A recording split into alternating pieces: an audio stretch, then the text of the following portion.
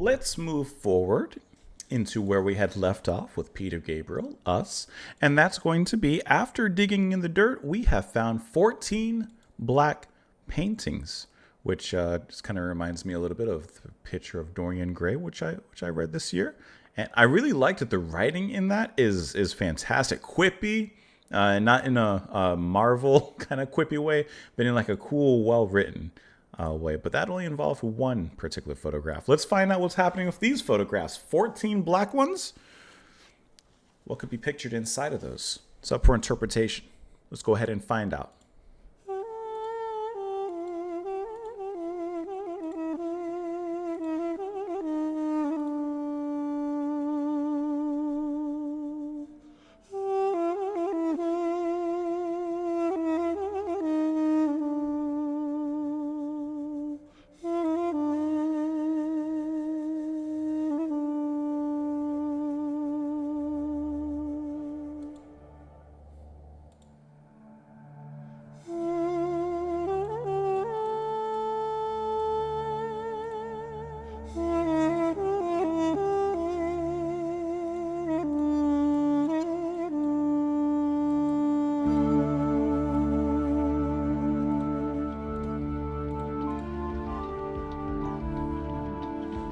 That's an opening.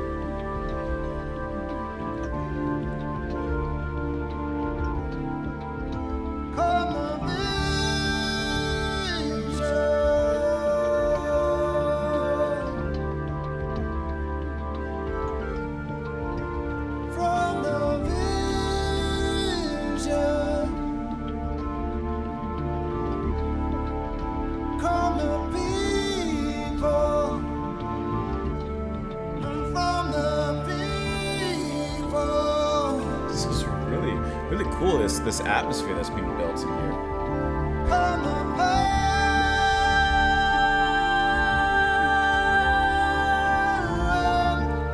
It's gorgeously powerful.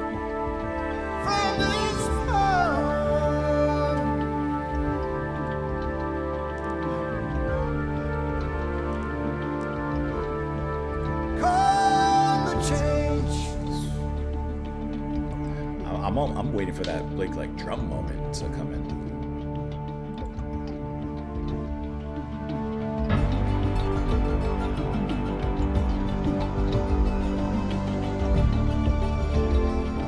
That's all you needed.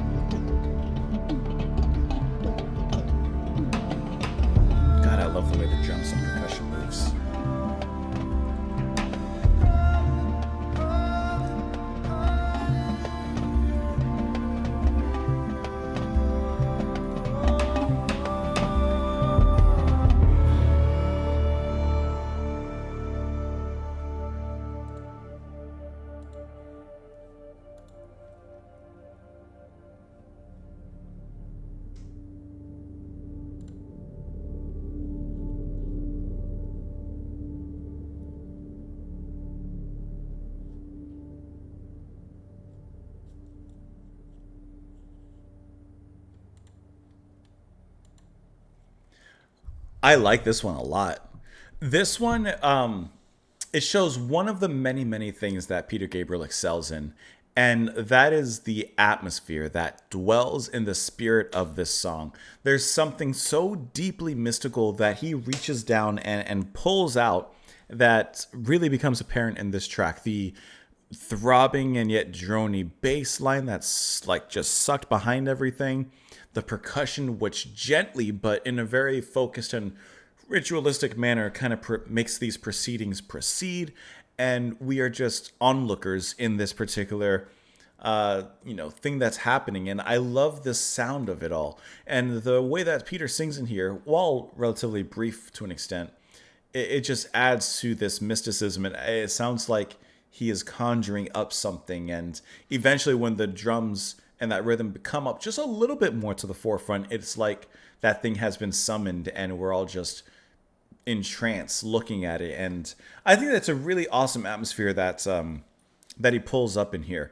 And like the title of this track, 14 Black Paintings, it makes me think of something kind of dark and perhaps haunted. There's something gloomy about it, a little gothic, like 14 black paintings. Are these paintings literally just black, or are they pictures, portraits, scenery that are just in black? Whatever it represents. And I think that the ominous title of the track is also nicely reflected in the actual music here.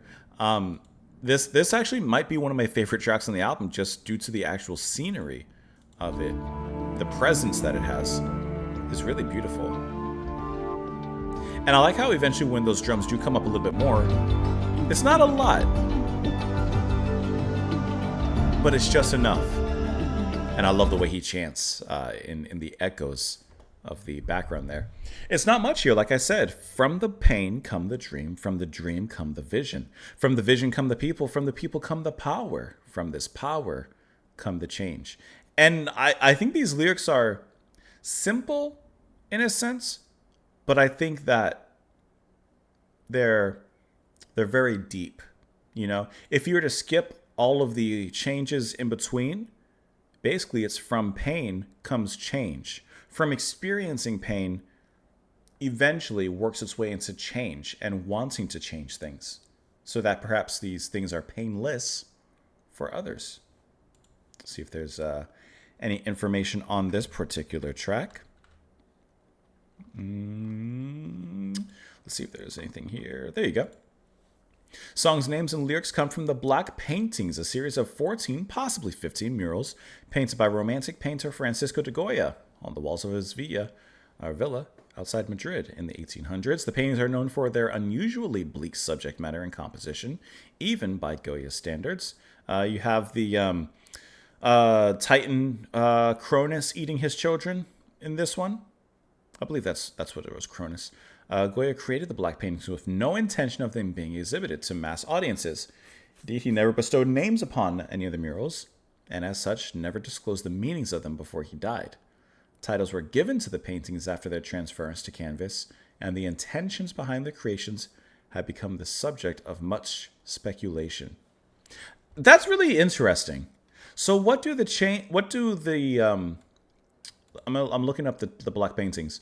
So what does this have in relation to the lyrics? Okay, so I have them pulled up here. Black paintings, of course.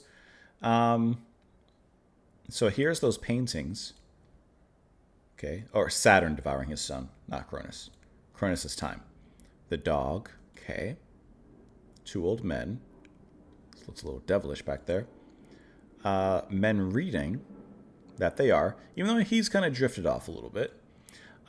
Judith and Holofernes, I'm not familiar. Man mocked by two women, scary little smile there. Leocadia, it's just leaning. Heads in a landscape, honestly, truer words have never been spoken. Fight with cudgels, they do be fighting. Two old ones eating soup. Face of death.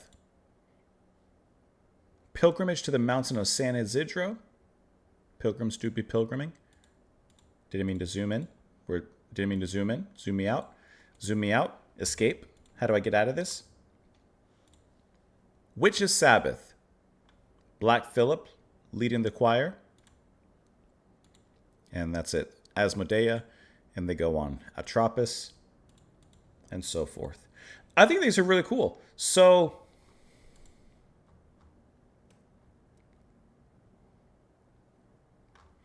somehow he's relating those paintings to this. Perhaps that he's looking into the inspiration of why Goya painted these pictures, or something like that. Perhaps he's commenting on the inspiration, or his what he thinks is the inspiration behind the paintings. I don't know. I'm not 100% sure. But I'm quite sure that it was a great track. Let me know what you guys thought of it, of course, down below in the comments. As always, I appreciate you joining me here. Come on back by again tomorrow, because you never know what we're doing. And I hope that you enjoy the rest of your day. Thank you so much for being here and clicking on the video. Have a great rest of yours. I'll see you later.